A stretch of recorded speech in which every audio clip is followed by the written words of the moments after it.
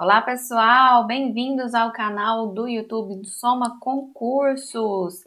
Aqui com vocês hoje, professora Carolina Arantes. Para quem não me conhece, sou bióloga, mestre e doutora em Ecologia e Conservação de Recursos Naturais e dou aula aqui então no Soma Concursos de vários temas aí relacionados então à área ambiental. Já te peço para você deixar like aqui nesse vídeo, comentar, compartilhar com quem você acha que possa se interessar por esse assunto e também para se inscrever aqui no canal, porque como esse a gente tem vários outros eventos aí de aulas gratuitas que podem te ajudar na sua preparação para o concurso que você deseja passar, beleza? Bom, hoje então, né, para você que já está acostumado aí, você sabe que a gente tem então uma parte do nosso conteúdo disponibilizado de forma gratuita aqui no YouTube e o restante do conteúdo fica então disponível na plataforma do aluno, lá na plataforma do Soma Concurso. Se você ainda não é aluno do Soma, entre no site www.somaconcursos.com.br e veja todos os cursos, né, as preparações que estão lá disponíveis e que podem te ajudar então no seu processo de aprovação, beleza? Pelos próximos minutos eu vou ficar aqui com vocês, então nós vamos discutir um pouquinho sobre ciclagem de nutrientes, tá bom? Já deixo aí minhas redes sociais, caso vocês queiram me seguir e acompanhar os conteúdos que são postados por lá também. Então, bora lá, respira fundo, pega papel, caneta, presta atenção e vamos! Ciclagem de nutrientes é um processo de movimentação que a gente tem, então, dos nutrientes, né, de elementos em todos os compartimentos da Terra, tá? Então, a gente tem vários compartimentos, né, os principais, então, que a gente vai falar aqui é a atmosfera, a crosta, que aí aqui a gente vai ter solo, rocha, água e tudo mais, e os seres vivos, tá? Então, sempre que a gente tem nutrientes se movimentando nesses compartimentos, a gente fala que isso é uma ciclagem de nutrientes, tá? Eles estão se reciclando, né? Eles estão se transformando, tá? Então, de forma teórica aí para vocês, ciclagem de nutrientes é essa movimentação e transformação contínua dos elementos químicos essenciais entre os organismos vivos e o meio abiótico. Lembra lá o que é meio abiótico? É tudo aquilo que não é vivo, né? Então a gente teria aqui o solo, a gente teria o ar, a gente teria a água. Então essa movimentação aí, né, entre dos nutrientes, entre esses componentes vivos e o meio abiótico é o que a gente chama de ciclagem de nutrientes. Para que essa ciclagem de nutrientes é importante? Porque garante essa disponibilidade contínua de nutrientes para os seres vivos. Todos os seres vivos dependem da disponibilidade de nutrientes no meio em um maior ou em um menor grau, tá? Mas todos dependem desses nutrientes disponíveis. Atuam também na regulação da composição atmosférica e na qualidade do solo e da água, né? Então, a composição da atmosfera, ela depende dos componentes, né? Ela depende, então, desses elementos que vão estar na forma gasosa presentes ali na atmosfera. E alguns elementos em maior ou em menor disponibilidade pode afetar, então, né, essas condições atmosféricas. Assim como esses elementos também estão disponíveis tanto no solo quanto na água. E da mesma forma no solo ou na água, a presença desses nutrientes em maior ou em menor quantidade pode afetar muito a sua qualidade, tá? Também controlam fenômenos naturais, como por exemplo o efeito estufa, a produtividade primária e a própria biodiversidade dos ecossistemas.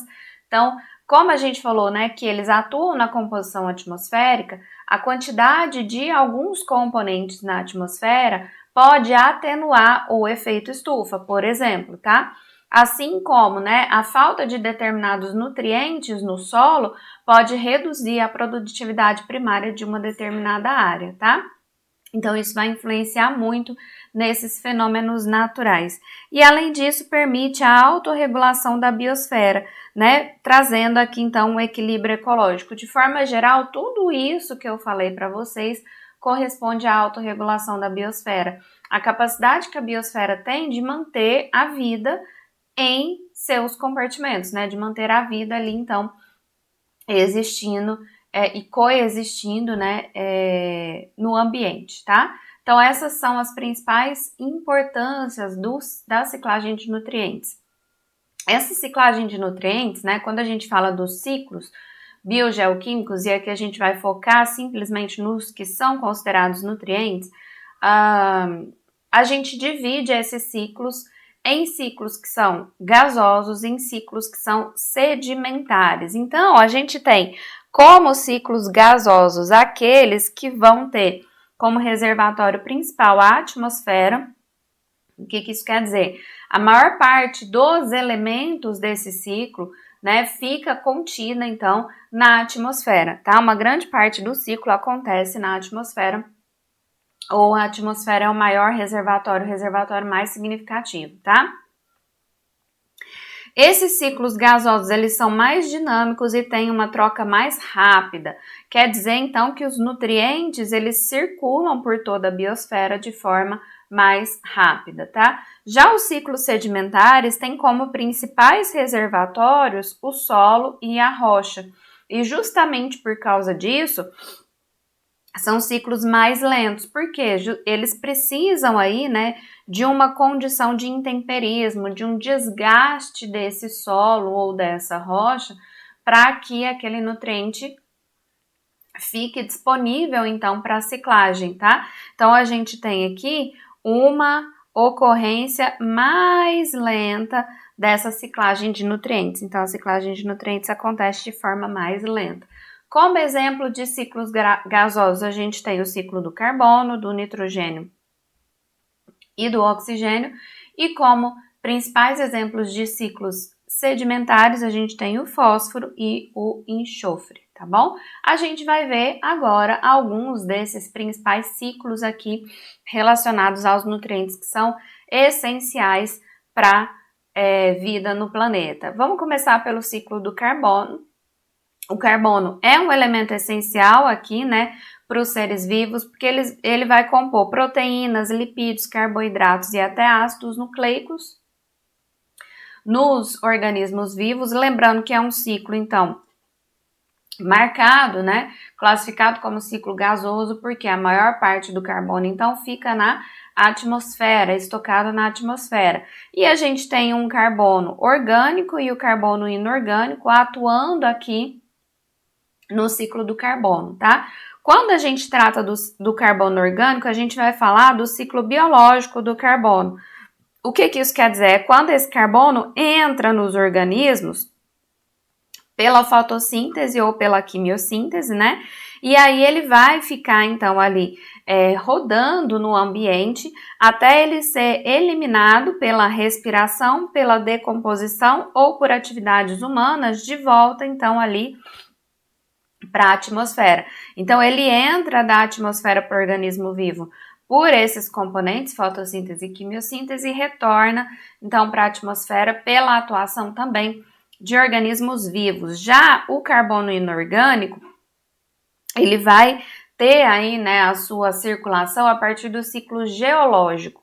Quer dizer, é o carbono que está sedimentado e comprimido lá, né, na crosta terrestre, tá bom? Vai ter, então,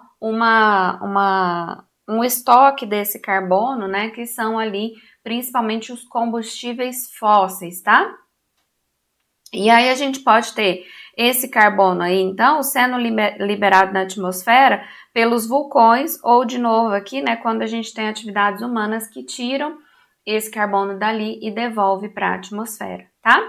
De forma geral, os processos que envolvem o ciclo do carbono são a fotossíntese, então, em que as plantas vão absorver o gás carbônico da atmosfera e transformar esse gás carbônico em matéria orgânica, tá? A gente tem também a respiração celular, que os organismos vivos vão liberar o CO2 a partir ali, né, da quebra da glicose pela respiração celular. A gente tem também processos de decomposição, em que fungos e bactérias decompõem a matéria orgânica e devolvem o CO2 para o ambiente. A gente tem também um processo de combustão, que é a queima de combustíveis fósseis, que vai liberar esse CO2 para a atmosfera, e a gente tem a dissolução oceânica, né? Que o oceano absorve CO2 e também libera esse CO2 aqui, né? De acordo com a movimentação que a gente tem, tá? Vou mostrar aqui para vocês um esquema desse ciclo. Então, a gente tem aqui, né, vários compartimentos. O principal compartimento que contém, então, o carbono aqui é a atmosfera, contendo o dióxido de carbono, tá?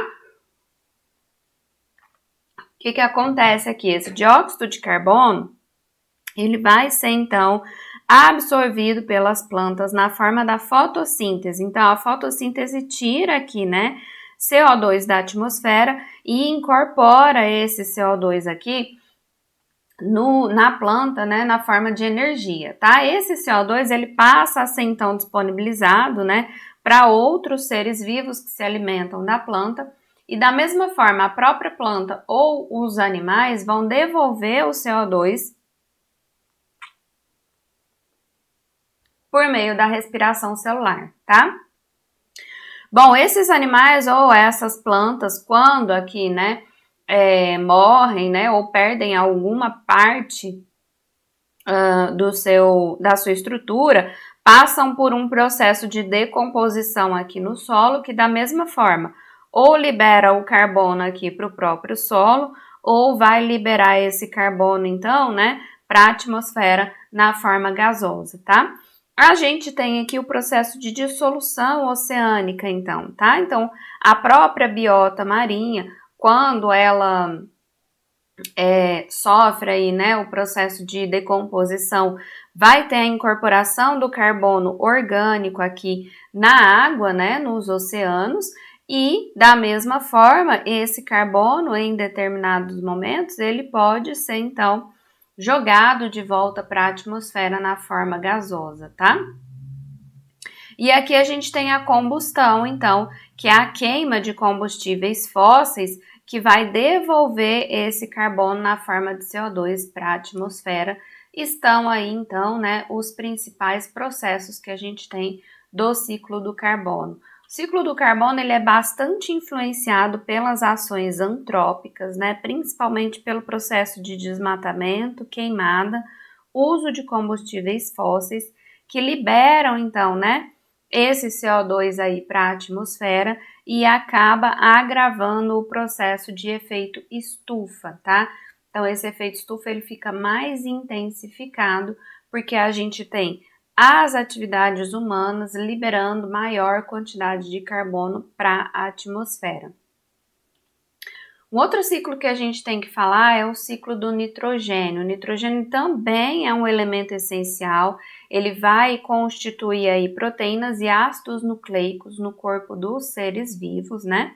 A maior concentração que a gente tem é do nitrogênio gasoso, né? O nitrogênio na forma N2, que não pode ser diretamente usado pela maioria dos organismos. Então, a gente vai ver que no ciclo do nitrogênio a gente tem vários processos e vários seres vivos que têm a função de tornar esse nitrogênio, que é um nitrogênio gasoso, disponível para os seres vivos em formas que são formas, então, absorvíveis por esses organismos, que são utilizáveis por esses organismos. Então, a primeira coisa que acontece é a fixação biológica, tá? São bactérias que a gente tem no solo que são capazes de converter o nitrogênio gasoso em amônia, NH3, tá? Depois, lá no solo também, a gente vai ter bactérias que vão atuar na nitrificação, que é a conversão da amônia, então, em nitrito e nitrato, que são aí, então, as formas absorvidas pela planta, tá? A planta tem preferência, então, de absorção por essas formas aqui de nitrogênio. Depois, a gente tem a desnitrificação. Nessa desnitrificação, algumas bactérias transformam, então, o nitrato em nitrogênio atmosférico novamente. E a gente ainda tem aqui, né, o processo de amonificação, quando a gente tem ali decomposição da matéria orgânica no solo, e aí a gente tem essa amônia sendo liberada no solo, quer dizer, essa parte aqui, né, independe ali da fixação biológica de nitrogênio. Também o nitrogênio é um ciclo essencialmente gasoso, tá? Vamos ver aqui então todo o ciclo do nitrogênio, né? Eu falei para vocês que a maior parte do nitrogênio está contido aqui na atmosfera como nitrogênio gasoso. E aí, esse nitrogênio, ele precisa passar para o solo para ser assimilado pelas plantas e a partir das plantas ser, então, passado, né, para os outros organismos vivos. Então, o que a gente tem aqui? A gente tem algumas bactérias, como, por exemplo, as bactérias Rhizobium, que ficam associadas aí a raízes de plantas, que elas são capazes de pegar este nitrogênio gasoso e converter esse nitrogênio gasoso, então, em amônia, tá? No processo de amônia, né? Na forma de amônia.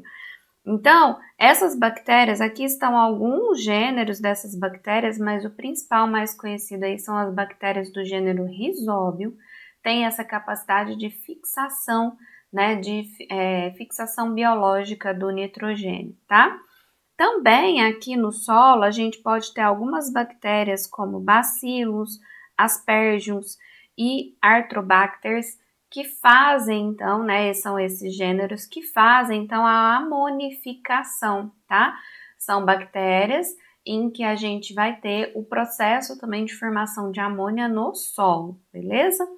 Bom, uma vez que a gente tem amônia aqui no solo, eu preciso agora converter essa amônia em íons nitrito e nitrato para ser então aí, né, aproveitado pela planta. Então, os nitratos são a forma aqui iônica do nitrogênio que a planta consegue absorver. Então, a gente vai ter grupos de bactérias que fazem esse processo, tá? As nitrosomonas ou nitrococos, elas são capazes de pegar a amônia e transformar em nitrito, tá? Uma vez formado o nitrito, a gente tem as bactérias do gênero Nitrobacter, que transformam esse nitrito em nitrato. O nitrato, uma vez formado, ele pode ser absorvido então ali pelas raízes das plantas. E aí a planta incorpora esse nitrogênio em sua estrutura e consegue transmitir esse nitrogênio, por exemplo, para os seres vivos do reino animal, tá? Uma vez decompostos, né? Então, se a estrutura da planta se a planta perder alguma estrutura ou mesmo morrer, e quando esses animais morrem, essas estruturas entram em processo de decomposição e os decompositores, então, aqui liberam amônia para o solo, tá? E aí a gente tem de novo todo esse processo de formação de nitrito e de nitrato, tá? Nitrito, então, nitrosomonas ou nitrococos e nitrato, nitrobacter, tá? Uma vez que a gente tem, então, essas formas iônicas aqui no solo, a gente vai ter um gênero de bactérias que são as pseudomonas, que são capazes de transformar os nitratos em nitrogênio gasoso e devolvê-los para a atmosfera, e com isso a gente tem então o encerramento desse ciclo do nitrogênio, tá? E aí volta aí desde lá do início com a fixação biológica novamente. Vários fatores antrópicos influenciam no ciclo do nitrogênio, mas o principal deles, gente, é a grande incorporação de nitrogênio que a gente tem no solo e na água, a partir de processos como, por exemplo, a aplicação de fertilizantes na agricultura, e esse acúmulo de nitrogênio, né, acaba gerando um processo chamado de eutrofização, tá? Então, a eutrofização é um processo natural de acumulação excessiva de matéria orgânica, em especial aí a gente tem então, né, nitrogênio e fósforo sendo acumulados, que é aí proveniente de esgotos ou desse processo da agricultura. E aí, por conta dessa grande quantidade de matéria orgânica, a gente tem um desenvolvimento exacerbado de algas, formando aqui esse grande tapete verde, né, de algas nos cursos d'água, tá? Essa proliferação exacerbada de algas reduz a fotossíntese e a oxigenação dessa massa de água, tá? Isso faz com que a gente tenha ali muitos decompositores e, inclusive, as próprias algas proliferando, aumentando o consumo de oxigênio dessa área, e aí a gente passa a ter menos oxigênio disponível. Isso gera mortalidade de peixes pela falta de oxigênio e aumenta então o número de organismos que não dependem de oxigênio para sobreviver, que é o caso de bactérias anaeróbicas, muitas delas que causam doenças, tá? E essa água passa a ficar então contaminada, fica imprópria para o consumo e para a utilização. Então essa é uma consequência importante aí quando a gente fala do ciclo do nitrogênio, tá? Vamos passar para os ciclos sedimentares. A gente tem aqui então o ciclo do fósforo. Fósforo também é um elemento essencial, né? Ele vai constituir ali, né, o ATP, que é a molécula de energia que a gente tem nos seres vivos, o DNA e as membranas nucleares desses seres vivos, tá? Lembrando que é um ciclo sedimentar, a maior parte dele acontece no solo e nas rochas, por isso os processos aqui, então, dependem da erosão de rochas fosfatadas para esse fósforo ser liberado ali no solo e na água. A gente depende da absorção do fósforo pelas plantas, né, nas raízes. A gente depende da própria cadeia alimentar, que aí o fósforo passa então para os próximos níveis tróficos. E lógico aqui a decomposição que devolve o fósforo para o solo, tá? Vamos ver cada um desses processos aqui então. Então, primeiro a gente tem aqui, né, o fósforo contido em rochas, né, e no próprio solo.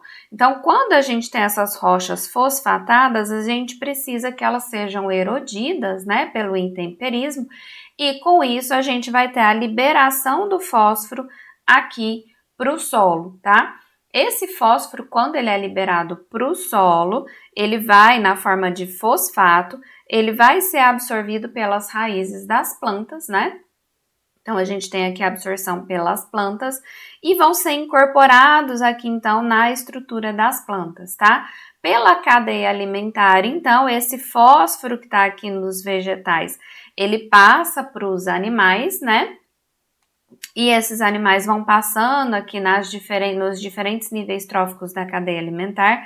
Quando a gente tem processo de decomposição ou de tecidos animais ou de fezes ou mesmo dos tecidos vegetais, esse fósforo ele é retornado então aqui para o solo na forma de fosfato pelo processo de decomposição. E aí a gente começa então, né, de novo com o ciclo do fósforo pela absorção pelas plantas e assim por diante, tá? Muitas ações humanas também influenciam nesse ciclo, né? Como eu disse para vocês, o acúmulo de fósforo na água pode causar também eutrofização, tá? Junto com o nitrogênio, normalmente são esses dois juntos que causam eutrofização, mas a principal ação humana aqui, que é capaz de influenciar no ciclo do fósforo, é a mineração, tá? Então, existe uma mineração importante, né, um processo de mineração do fosfato para extrair, então, compostos químicos como, por exemplo, o íon fosfato, né, para ser utilizado aí como fertilizante, como aditivo de ração, na própria indústria metalúrgica ele é usado também para o tratamento de água e outros aí processos industriais, então, que utilizam esse fósforo, tá?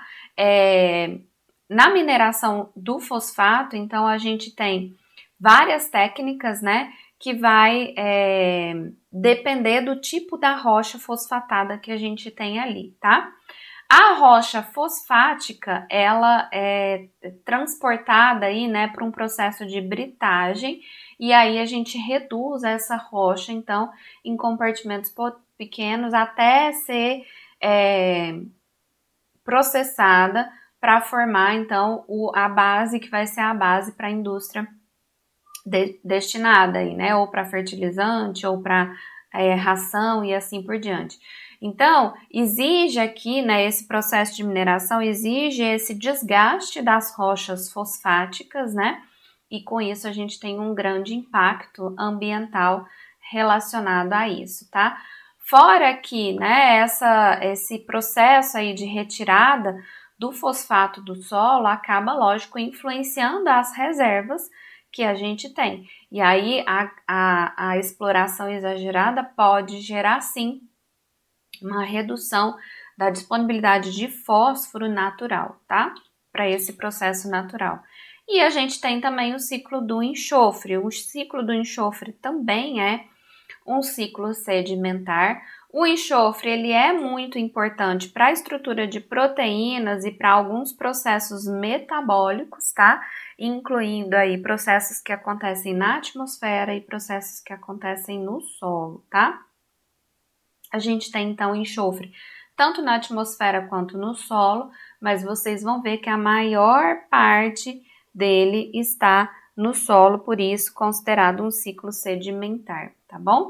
A gente pode ter o enxofre sendo emitido para a atmosfera de forma natural, por meio dos vulcões ou da decomposição orgânica, né, do enxofre.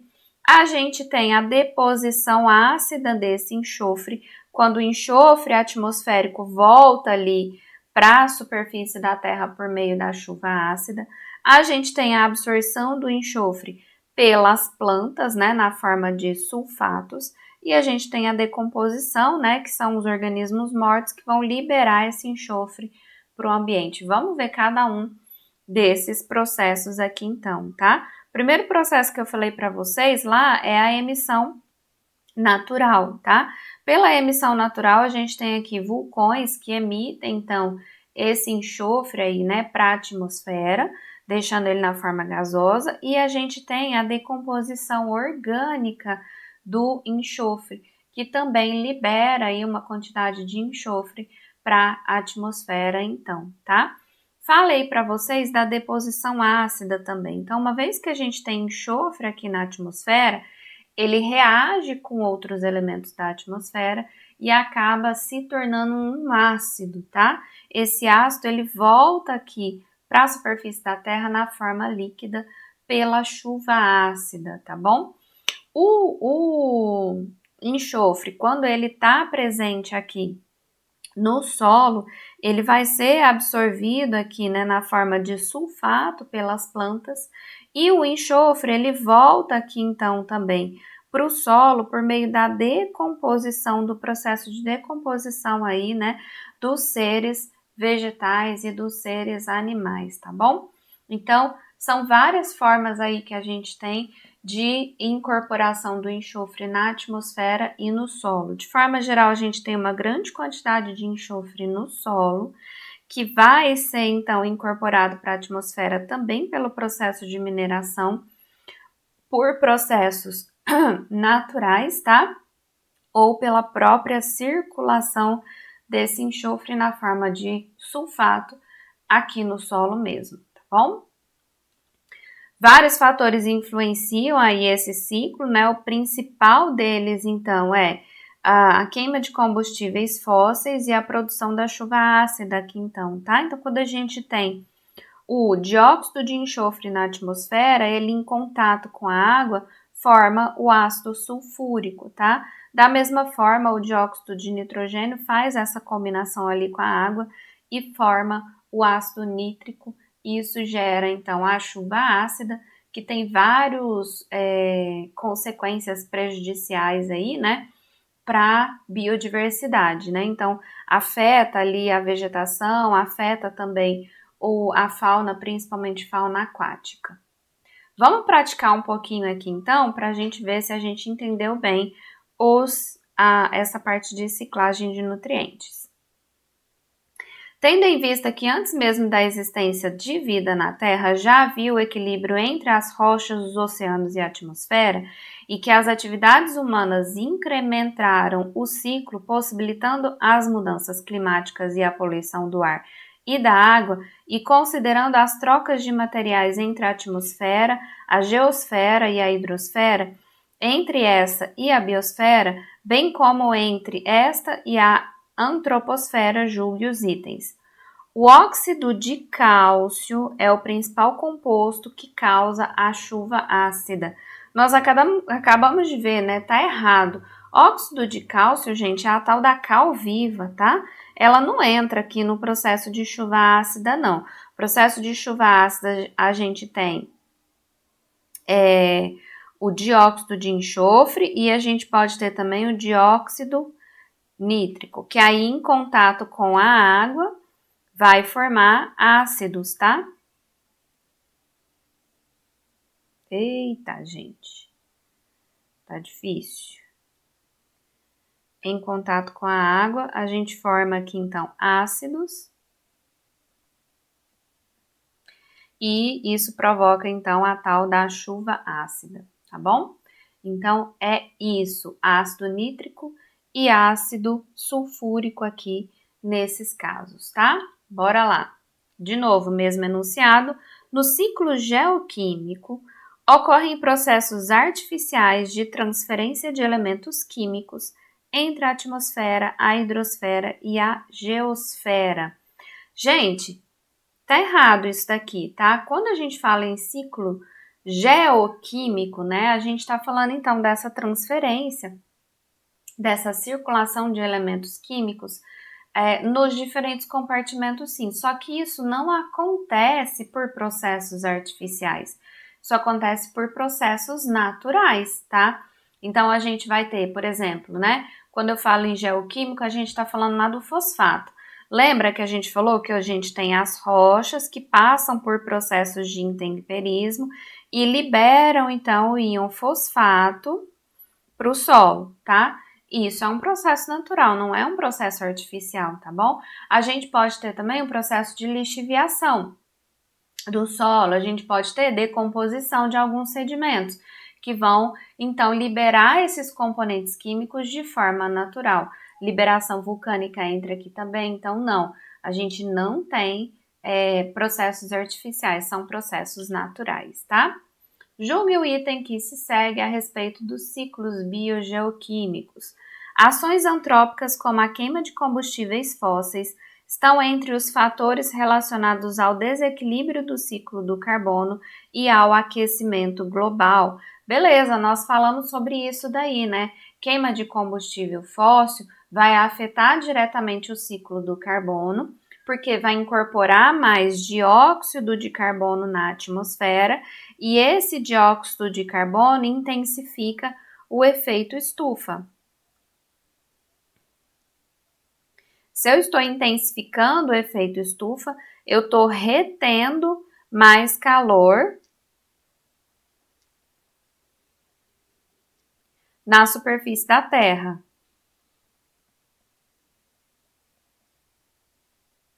Então, inevitavelmente, a gente vai ter um aumento da temperatura global e, com isso, o aquecimento global, tá bom? Vamos mais.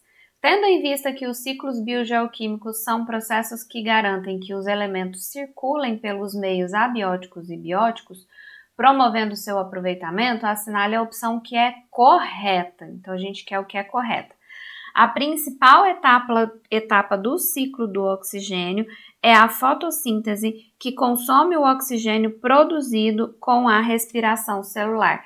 A gente não falou efetivamente do ciclo do oxigênio, mas se a gente lembrar então do processo de fotossíntese, o que é o processo de fotossíntese? É quando eu tenho, né, um componente vegetal absorvendo, captando então o que? O CO2 da atmosfera para transformar isso em componente orgânico, tá? Para converter esse carbono em componente orgânico nos seus tecidos, tá bom? E aí o resultado dessa fotossíntese é então a liberação de oxigênio e não o consumo, tá? O consumo de oxigênio ele vai ocorrer pelo processo de respiração celular que as plantas vão fazer. Então, tá trocado isso aí, tá? Tá invertido essa questão aí, apesar de a gente não ter falado do ciclo do oxigênio. Vamos ver aqui, então, a letra B.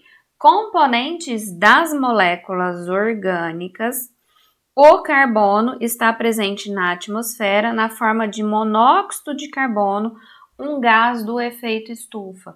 Não, a gente viu que o carbono fica na atmosfera na forma de CO2, que é o dióxido de carbono, tá? Ele é sim um gás, né, importante aí para o efeito estufa, tá? Apesar do monóxido de carbono também ser um gás poluente, né? Ele não é um dos principais gases do efeito estufa e também não é o que está em maior quantidade, né? O que a gente tem em mais quantidade é sim o dióxido de carbono, tá bom? Vamos ali para a letra C, então. O ciclo da água depende exclusivamente das mudanças do estado físico da água entre líquido e sólido. A gente também não falou do ciclo da água, né? Mas o ciclo da água a gente tem principalmente a mudança do estado líquido para o estado gasoso. Então a água passa do estado líquido da superfície da Terra para o estado gasoso na atmosfera e retorna para a superfície da Terra no estado líquido. Então também tá errado isso daí, tá? Vamos ver a letra D? No ciclo do carbono, a liberação de CO2 ocorre graças à respiração e à decomposição dos seres vivos. Sim, então a nossa liberação de CO2 no ciclo de carbono acontece sim pela respiração e também aqui pelo processo de decomposição, tá? Essa aqui me parece que é a certa. Vamos ver a E, porque que seria então a questão errada. Os organismos fotossintetizantes usam O2 na produção de moléculas orgânicas ricas em energia. De novo, o que o organismo fotossintetizante usa? CO2 e não O2, tá? Então, a resposta certa aí seria, de fato, a letra D de dado.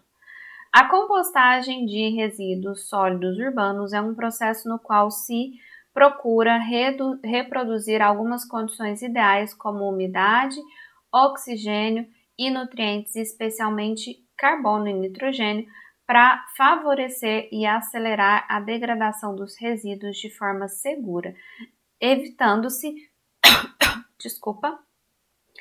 atrair vetores de doenças e eliminando-se patógenos. As seguintes equações gerais representam reações que ocorrem no processo de decomposição da matéria orgânica. Então, a gente tem aqui o carbono orgânico com o oxigênio, formando CO2, água e energia. A gente vai ter aqui, então, o NO4 na presença de oxigênio, formando, então, aqui NO2, água, hidrogênio e energia. E a gente tem o NO2 na presença do oxigênio, formando NO3 mais energia, tá? Então, o que ele está me perguntando aqui, ó? Tendo como referência as informações apresentadas no texto e aspectos relativos a fluxos de energia e ciclos biogeoquímicos, julgue o item seguinte. No processo de decomposição do nitrogênio, cada equação apresentada resulta da ação de grupos distintos de micro-organismos. O que ele está me mostrando aqui, gente, é a conversão da amônia em nitrito e depois do nitrito para nitrato, tá? Então, a gente tem, sim, um tipo de bactéria, que são as nitrossomonas.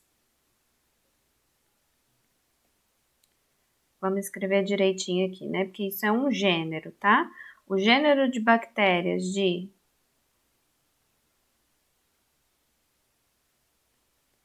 nitrossomonas, que faz essa conversão de amônia em nitrito, e as nitrobacters, que fazem aí, então, a conversão de nitrito para nitrato. Então, de fato, são grupos distintos de micro-organismos, questão certa, então, tá? Vamos lá, mais uma. Sobre ciclo biogeoquímico, julgue o item. No ciclo biológico do carbono em ambiente terrestre, o dióxido de carbono é removido da atmosfera pela fotossíntese, podendo depois retornar para a atmosfera por meio da respiração de plantas, animais e micro-organismos. Perfeito, tá? Então é isso aí, né? A gente, no ciclo biológico, o carbono é retirado da atmosfera pela fotossíntese e retorna para a atmosfera pela respiração celular, tá? que acontece com os organismos vivos. Vamos mais então, agora a gente vai usar a metodologia SOMA de interpretação detalhada de questões, tá? Sobre a reciclagem de nutrientes, julgue o item. No ciclo do nitrogênio, a desnitrificação é um processo que transforma os nitratos em amônia, tornando o nitrogênio novamente disponível para as plantas. Gente, tá errado isso daí, tá? O que a gente tem que lembrar? Desnitrificação é quando a gente está transformando o nitrato em N2, tá? E jogando ele para a atmosfera novamente, beleza? Então, não é o processo de transformação de nitrato em amônia, tá? E outra coisa que está bem errada aqui é que essa transformação de nitrato em amônia não torna esse componente disponível para a planta. Na verdade, os nitratos é que são disponíveis aqui para a planta, tá? Substituição crítica de palavras aqui para vocês. Vamos lá, os decompositores desempenham um papel essencial na ciclagem de nutrientes, uma vez que transformam a matéria orgânica em substâncias inorgânicas, permitindo que os produtores primários utilizem esses compostos. Perfeito, tá? É justamente isso que a decomposição faz. Ela pega compostos maiores e compostos orgânicos, vai quebrando esses compostos até convertê-los em compostos inorgânicos, né? Que são absorvidos aí, então pelas raízes das plantas e voltam então a ser disponíveis para o restante aí da cadeia alimentar. A principal diferença entre ciclos biogeoquímicos gasosos e sedimentares é que nos ciclos sedimentares o reservatório principal do elemento químico está na atmosfera, enquanto nos ciclos gasosos encontra-se na crosta terrestre, que está errado, né? Tá trocado isso daí, tá? Substituição crítica de palavras. Na verdade, nos ciclos sedimentares o principal reservatório é a crosta terrestre e nos ciclos gasosos o principal reservatório é a atmosfera. O uso excessivo de fertilizantes ricos em fósforos e nitrogênio pode resultar na eutrofização, um processo que reduz a biodiversidade aquática e pode causar morte de organismos devido à falta de oxigênio. Beleza, né? Eutrofização é de fato, né? O excesso ali de fósforo e de nitrogênio, principalmente aí pelo uso, sim, lá de fertilizantes, deixando então, né, essa massa de água ali comprometida, e aí isso acaba reduzindo a biodiversidade aquática que a gente vai ter ali pela falta de oxigênio, sim, tá? Então, aqui é uma técnica de reconhecimento de conceitos, entender o que é a eutrofização, beleza? No ciclo do carbono, a respiração celular é um processo exclusivamente realizado por organismos heterotróficos, liberando o gás carbônico de volta para a atmosfera. Gente, todo mundo faz respiração celular, tá? Então, organismos heterotróficos e organismos autótrofos, né, ou autotróficos também fazem respiração celular, tá? Isso que tá errado aí. Aqui a gente tem uma paráfrase jurídica aplicada, né? Que então tá tentando introduzir um novo conceito aí para vocês. A fixação biológica de nitrogênio é um processo no qual algumas bactérias convertem diretamente nitrogênio atmosférico em nitrato, que podem ser utilizados pela planta. Não. Fixação biológica é converter nitrogênio gasoso, aqui, né, em amônia, tá? Então, a gente vai ter esse nitrogênio convertido em amônia. E aí, depois é que a gente tem outras bactérias que vão converter, então, a amônia em nitrito e depois em nitrato, tá? Substituição crítica de conceitos aqui, né? De palavras, na verdade, tá bom? Com isso, a gente encerra por aqui esse tema. Bons estudos para vocês e até a nossa próxima aula. Tchau!